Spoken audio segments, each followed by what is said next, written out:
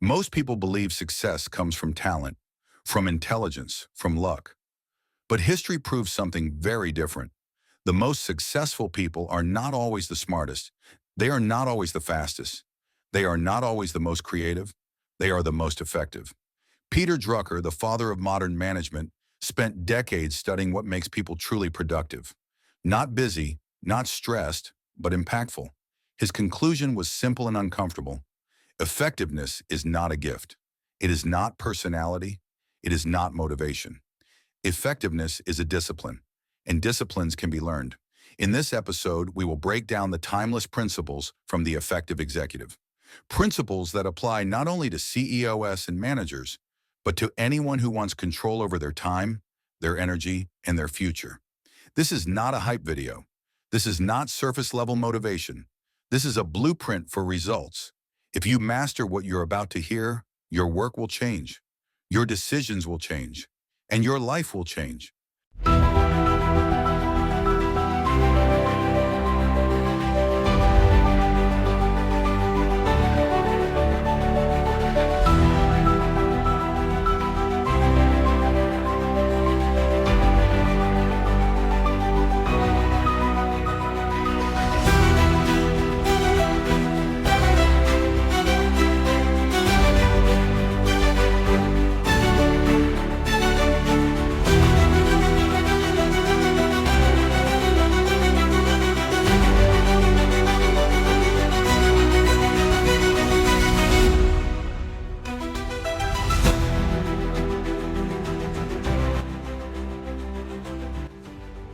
Modern society rewards busyness, full calendars, endless notifications, constant urgency.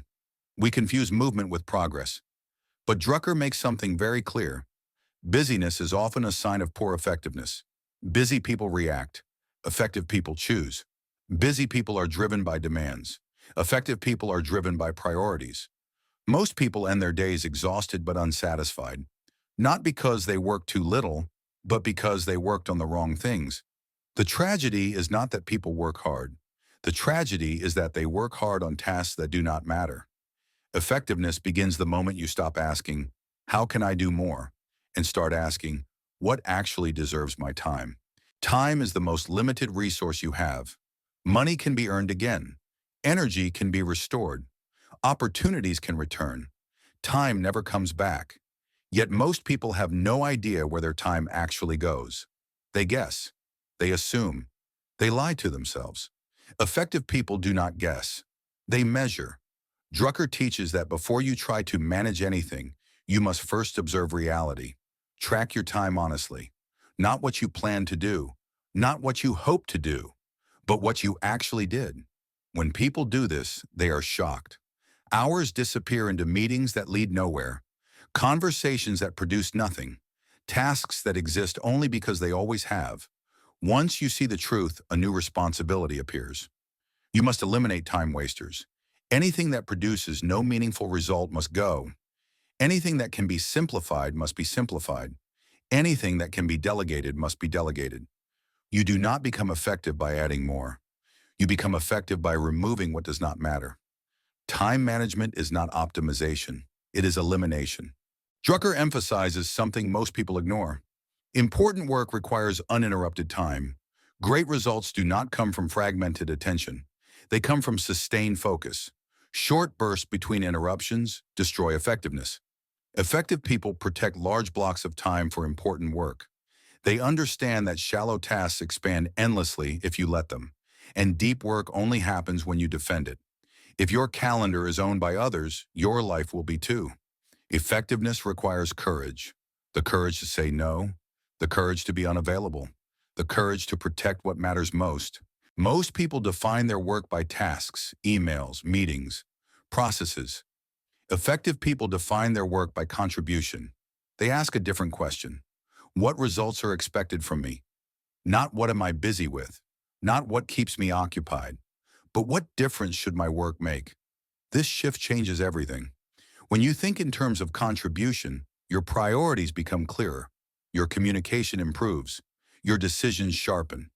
You stop hiding behind effort and start taking responsibility for outcomes. Effort is invisible. Results are undeniable. The world does not reward how hard you try. It rewards what you produce. When you focus on contribution, you naturally improve how you work with others. You listen differently. You speak more clearly. You align your actions with shared goals. Instead of asking, "What do I want to say?" you ask, "What does the other person need to understand to act effectively?" This is leadership, not authority, not control, but clarity of contribution.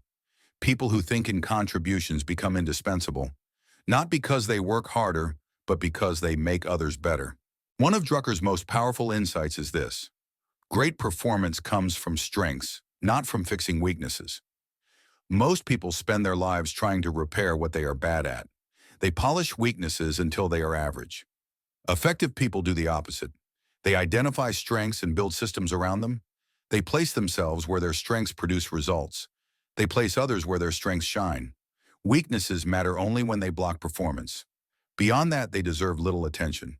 You do not create excellence by removing flaws. You create excellence by multiplying strengths. This applies to individuals, teams, and organizations. If you want extraordinary results, stop asking, "What am I bad at?" and start asking, "What am I uniquely good at?" Drucker reminds us that modern success depends on self-management. No one tells you exactly how to think. No one controls your focus. No one manages your priorities for you. If you do not manage yourself, chaos will. Self-management means understanding how you work best. Do you learn by reading or listening? Do you think best alone or in discussion? Do you produce best in the morning or evening? Effective people do not fight their nature. They design their work around it. You are most productive when you work with yourself, not against yourself. One of the most dangerous lies is multitasking. Doing many things at once feels productive, but it destroys quality. Drucker is clear: you can only do one thing at a time if it truly matters. Effective people choose a few priorities and commit fully. They do not balance everything. They decide. First things first means exactly that, and second things not at all. Every yes is a no to something else. Every commitment carries a cost. If everything is important, nothing is. Clarity requires sacrifice. Most stress does not come from hard work. It comes from conflicting priorities. When you try to do everything, you are constantly failing at something. Effective people accept trade-offs. They understand that excellence in one area requires neglect in another. This is not weakness, this is maturity. You cannot have everything, but you can have what matters. Decisions shape destiny. Small decisions repeated daily define your future. Effective decisions follow a process. They are not emotional. They are not rushed. Effective people distinguish between strategic decisions and routine ones.